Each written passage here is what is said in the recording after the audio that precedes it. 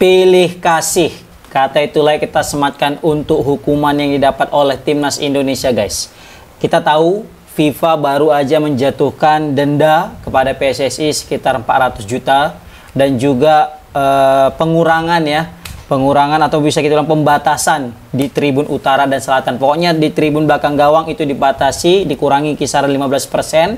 Kalaupun memang ya nanti boleh diisi, itu kalau bisa jangan sama orang-orang yang anti diskriminatif lah pokoknya kata dia, yang nggak ada diskriminasinya katanya. Jadi bikin kayak pelajar, baru kayak ya orang yang berkeluarga ataupun mungkin anak sekolah.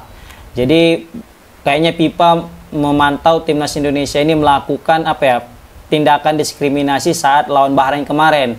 Jadi waktu lawan Bahrain kemarin mungkin orang Bahrain juga semacam kecewa dengan supporter Timnas Indonesia yang merasa mereka itu dirugikan dengan aksi supporter Timnas, dan setelah ditelusuri sama FIFA ternyata benar kata FIFA, kalian melakukan aksi diskriminasi dan langsung diberikan hukuman, dan hukumannya juga nggak kaleng-kaleng guys, setengah M ya kan, 400 juta dan pembatasan penonton di tribun selatan dan utara atau mungkin belakang gawang. Nah ini pasti merugikan sama Timnas Indonesia pastinya. Yang paling dirugikan ya pasti supporter. Apalagi kita tahu nih kalau misalnya di tribun utara dan tribun selatan itu adalah markas daripada supporter yang sangat fanatik, yang selalu bernyanyi hampir 2 jam penuh mereka menyanyi can-can untuk mendukung Timnas Indonesia, ya kan, La Grande dan Ultras kan gitu. Tapi ini entah kenapa nih ya, kayaknya mungkin Bahrain cepu ya kan, ngelapor ke AFC atau mungkin FIFA ya kan, jadi dianggaplah Indonesia ini nggak sportif dan terakhir dijatuhkan hukuman. Nah, kenapa aku buat jadwal di awal berita dengan judul pilih kasih? Ya kayaknya tidak terlalu lebay sih, maksudnya diskriminasi itu di mana gitu kan. Dalam artian ya memang yang paling jelas itu yang dikomentari sama orang Bahrain saat itu ya karena menyanyikan lagu kan, lagu daripada Bahrain, lagi national anthem mereka, terus kayak Indonesia itu kayak supporter itu kayak atau mungkin semacam nggak menghormati lagu nasional mereka, jadi mereka kayak kecewa. Makanya pelatih Bahrain juga bilang saat itu juga yaitu karena dia kecewa dengan supporter Timnas Indonesia yang dinilai meskipun fanatik, meskipun besar stadionnya dipenuhi dengan penonton, tapi kalau misalnya nggak bisa menghargai untuk apa, gitulah kata pelatih Bahrain, dia kecewa gitu kan. Nah tapi apakah FIFA itu tidak menelusuri bagaimana Bahrain memperlakukan tim-tim lain ketika main di Bahrain? Seharusnya kan banyak juga nih harusnya yang diterima denda oleh Bahrain, karena kalau kita lihat banyak sekali kejadian-kejadian yang menjanggal ketika tim-tim tamu bermain di kandang Bahrain. Sama halnya juga kayak lawan Jepang kemarin yang waktu mereka udah dibantai 5-0. Nggak salah waktu Jepang nyanyi lagu national anthem juga orang Bahrain juga sedang memberikan cemohan-cemohan gitu, kayak macam nggak mensupport lah atau nggak fair lah gitu kan. Nah di situ kalau nggak salah memang ada ya hukuman yang diterima sama Bahrain, tapi tidak seberat Indonesia guys. Nah makanya aku bilang ini pilih kasih nih. Ada beberapa faktor mungkin ya kenapa mungkin Bahrain tidak terlalu diberatkan hukumannya. Yang paling utama ya pasti karena ketua AFC-nya dari Bahrain. Kita tahu ketua AFC-nya itu dari Bahrain, dan mungkin ada hubungan keterdekatan antara FIFA dengan AFC kan gitu ya. Pasti mungkin mereka nganggap ya kalau dihukum janganlah berkali gitu ya kan. Tapi kalau mau dihukum pengurangan penonton pun mau gimana ya kan? Pendukung Bahrain pun dikit pula nonton di stadion ya kan. Beda sama Indonesia yang kalau udah nonton ke stadion itu hampir penuh. Bahkan bisa kita bilang membludak.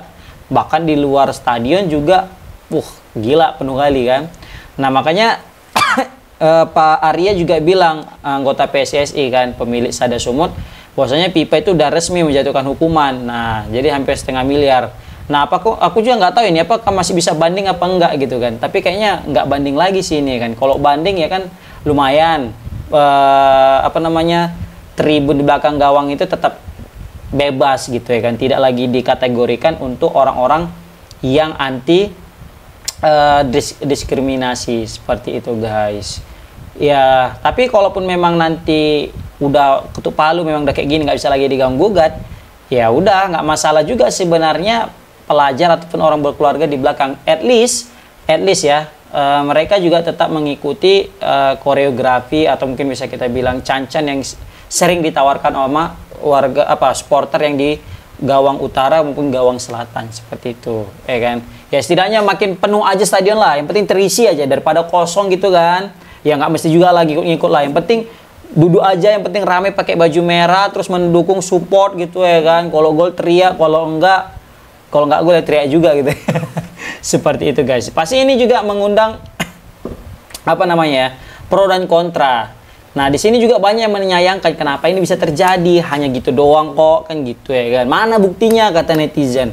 Aku juga bingung ini buktinya mana gitu ya kan. Karena jujur ya, aku juga agak shock dengar berita ini. Kenapa? Karena biasanya adem-adem aja gitu dan beritanya itu nggak terlalu besar kali, nggak desas-desusnya pun nggak ada gitu. Tiba-tiba FIFA udah ngasih hukuman aja gitu ya kan.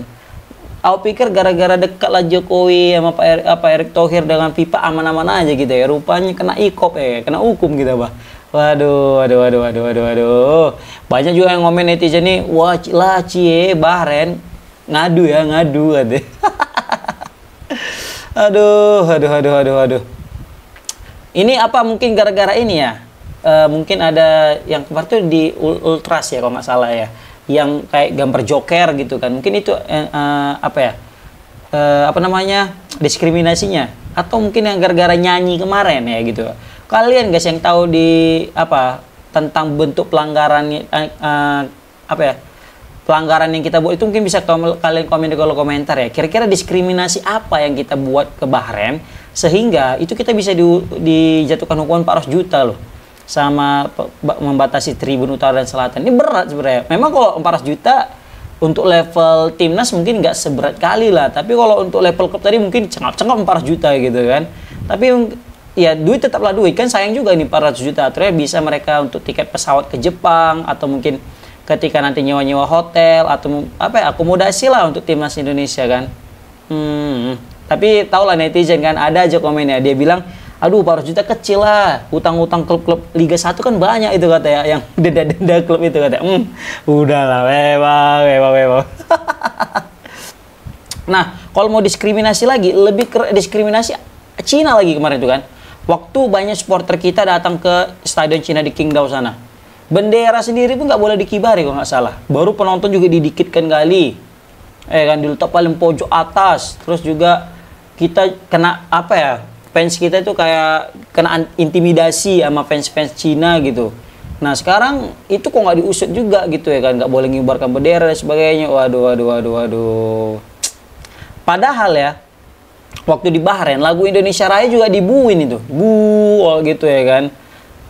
Tapi apa lendak dikata ya kan, mungkin power mereka lebih kuat. Makanya kayaknya udah bisa nih saatnya ada pengurus kita yang di PSSI atau mungkin orang penting Indonesia itu masuklah jajaran kabinet daripada organisasi sepak bola di dunia, ataupun nggak usah dunia lah, Asia aja dulu. Mungkin ada kayak Pak Erick Thohir kan punya nama tuh di level kancah sepak bola internasional.